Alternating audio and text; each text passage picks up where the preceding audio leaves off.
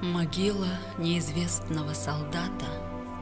Сколько их, от Волги до Карпат, в дыму сражений, вырытых когда-то саперными лопатами солдат.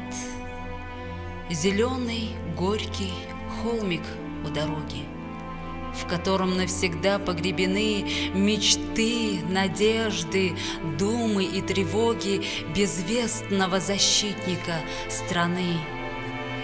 Кто был в боях и знает край передний, кто на войне товарища терял, тот боль и ярость полностью познал, когда копал окоп ему последний.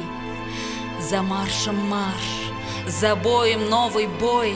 Когда же было строить обелиски, доска да карандашные огрызки? Ведь вот и все, что было под рукой. Последний послужной листок солдата Иван Фомин, и больше ничего, а чуть пониже две коротких даты рождения и гибели его. Но 2 недели ливневых дождей, и остается только темно-серый кусок промокшей, вздувшейся фанеры, и никакой фамилии на ней. За сотни верст сражаются ребята, а здесь от речки в 20 шагах зеленый холмик в полевых цветах, могила неизвестного солдата. Но Родина не забывает павшего, как мать не забывает никогда ни павшего, ни без вести пропавшего, того, кто жив для матери всегда. Да, мужеству забвения не бывает. Вот почему погибшего в бою старшины на поверке выкликают, как воина, стоящего в строю.